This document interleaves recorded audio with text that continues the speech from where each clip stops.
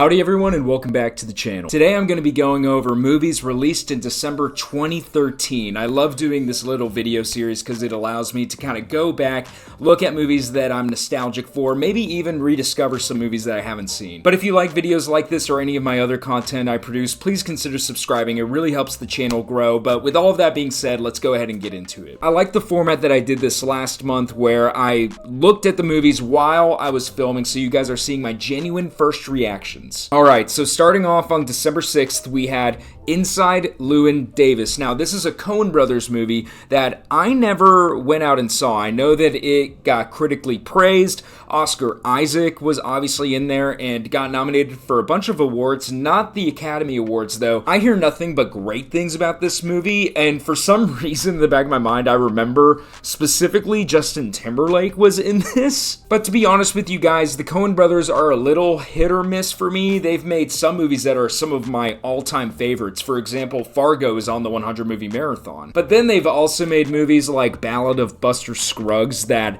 I hated and turned off midway through. I also just don't really like anthology movies all that much. I mean, why not just do a TV show at that point? But anyway, they're a little hit or miss for me. It seems like the vast majority of people love this movie, so I'll have to go in and check it out. But then also on that day, we had Out of the Furnace, which was a Christian Bale movie directed by Scott Cooper. Again, another movie that I didn't go out and see. Early December has kind of become that place that really serious movies go that aren't quite Oscar worthy.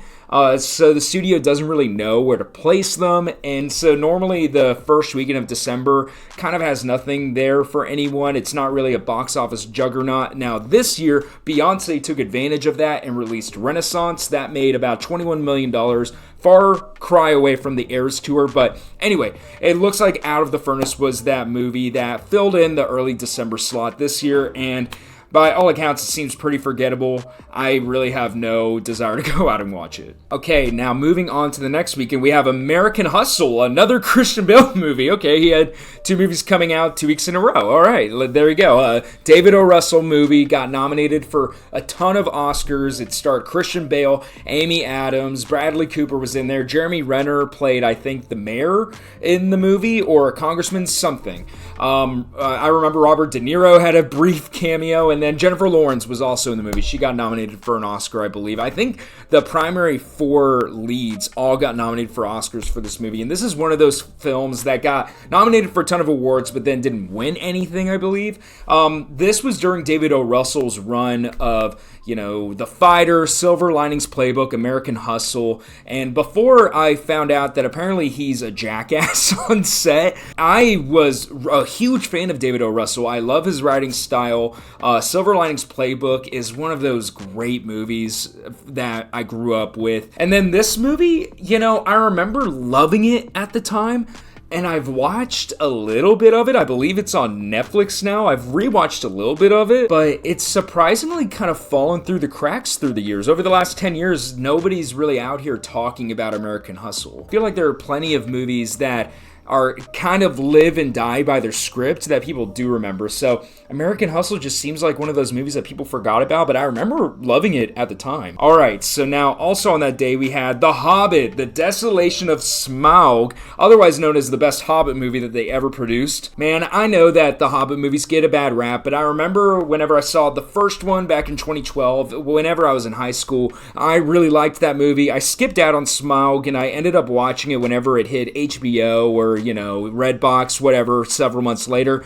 And I actually really like this movie. I think that the character of Smaug is great. I think Benedict Cumberbatch absolutely kills it in the role. All of the behind the scenes footage of him filming for this movie is hilarious. And I've listened to a lot of people talk online about how they could have made The Hobbit into a good 2-movie series, which I believe was the original plan before they tacked on the third film. I would have been all for it because there's a lot to love here with The Desolation of Smaug. There's a lot to love in the first Hobbit movie, but then the third one, you just got to get rid of all of the extra storylines that they tacked on into these movies, because Desolation of Smaug is a good movie, but it's not a great one. It doesn't even touch the Lord of the Rings, but all of you know that already. And I feel like part of it is because they just added on all of these different plot lines that weren't in the book, or just were tacked on for the sake of runtime and making 3 movies. But this movie is worth watching simply for the scene of Bilbo Baggins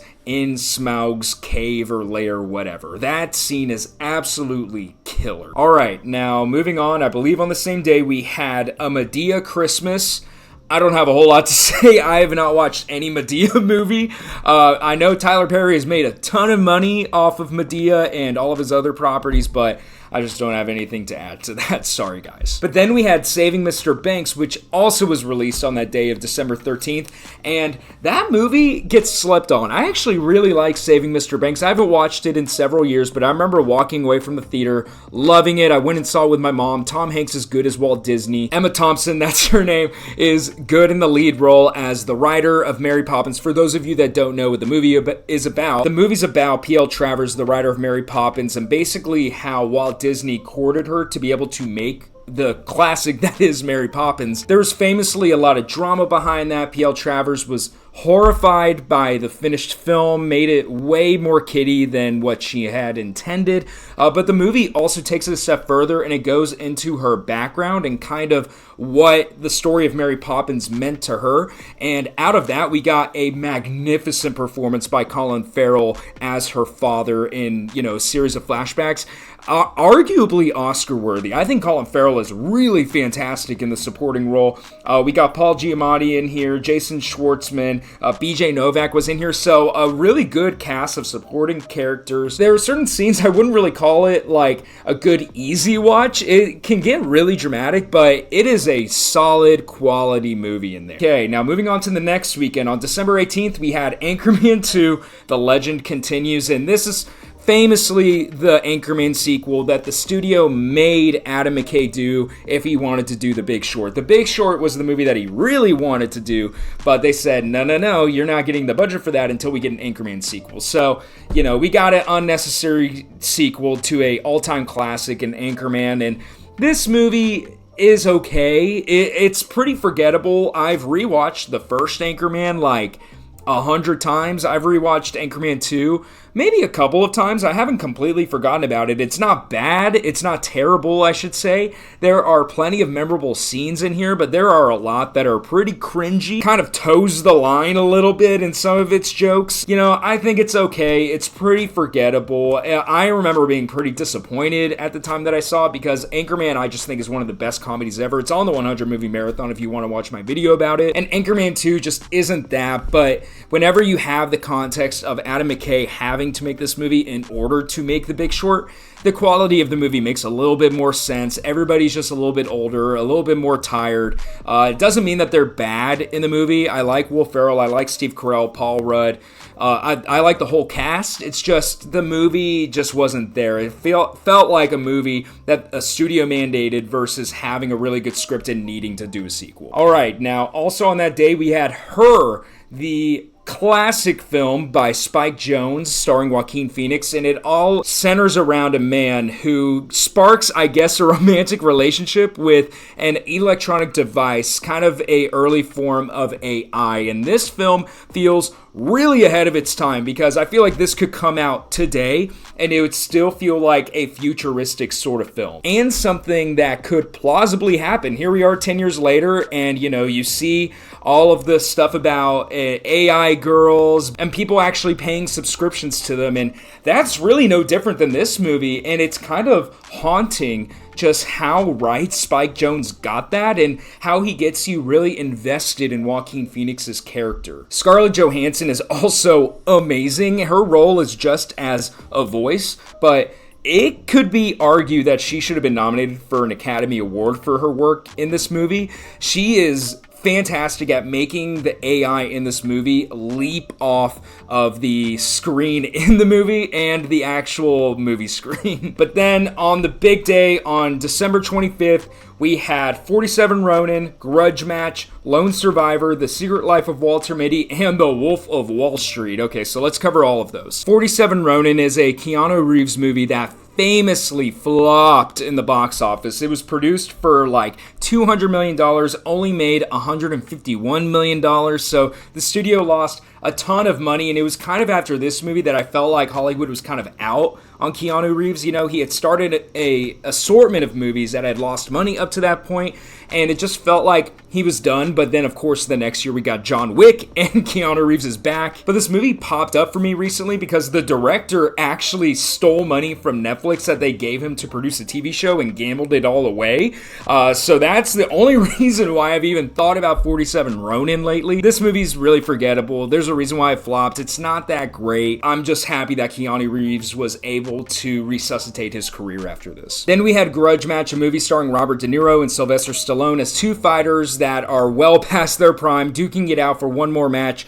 Again, another movie I haven't watched. It seems pretty forgettable. Kevin Hart was in a supporting role there. I remember whenever it came out, it certainly looked interesting, but it got bad reviews, and there's just so many movies released around Christmas time that, at least at the time, I had to pick and choose which movies I was going to pay money to go see. They didn't have AMC A-List or the Regal Cinema Club back then, so, you know, you physically had to pay, and I was a high schooler with no money. So I skipped out on Grudge Match. I haven't thought about it for 10 years. All right, Lone Survivor. This is a fantastic movie about the true story of Marcus Luttrell, a Navy SEAL, I believe he was a Navy SEAL, and a few of his comrades. They were basically trapped into the mountains of Afghanistan and had to do everything that they could to stay alive. And only one man, Marcus Luttrell, made it out alive. He wrote a fantastic book about the experience that was made into the movie here, directed by Peter Berg, and directed excellently, I should say. I was blown away by this movie whenever I watched it with my dad 10 years ago. Mark Wahlberg is good in the title role as Marcus Luttrell,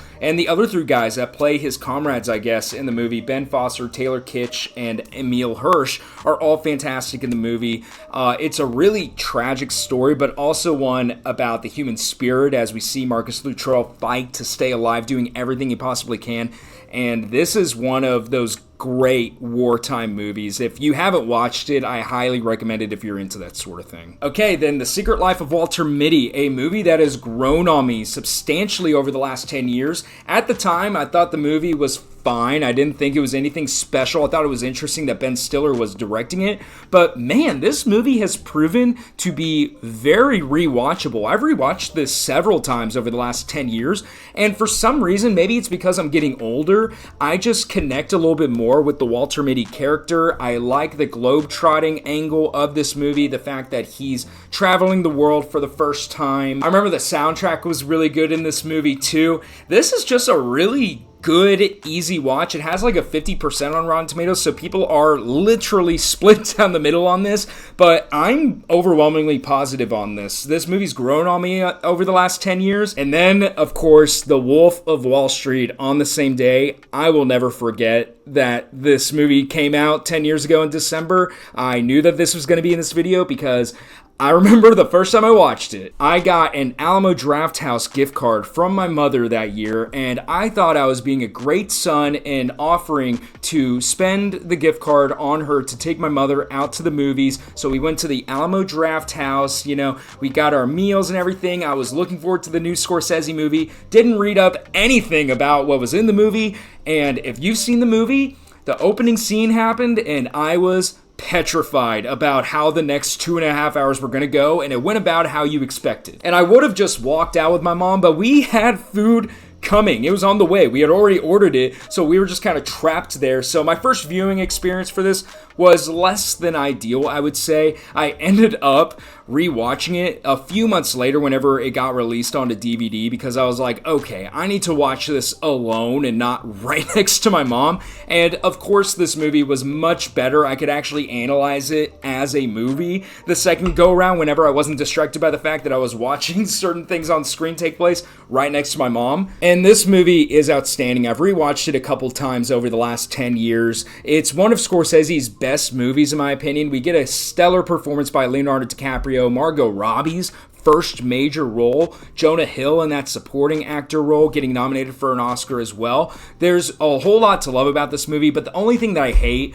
are the people that have taken this movie and completely misconstrued what it's about. This movie is about how much you can lose due to greed and just how scummy these guys are. You know, Jordan Belfort is not a good person, but for some reason, people have just latched on to this movie and what it is on the surface level and looked at him as a winner, and just... it's disgusting what you see on social media. People trying to be Jordan Belfort from The Wolf of Wall Street. People completely misunderstood this movie, and even at the time, people misunderstood it. I remember hearing a story that whenever it got premiered there, that people were booing Martin Scorsese because of the content of the movie, and it's just a very misunderstood film. But if you actually look at it for what it is supposed to be about, it's an outstanding movie with a really good message. There's just a whole lot of flash around it. And that's everything from December 2013, you guys. Thank you so much for watching this video up to this point. I know that this one was probably a long one, so if you liked it, please consider subscribing. It really helps the channel, and be sure to leave a like if you enjoyed this, and I'll see you guys next time. Bye, y'all.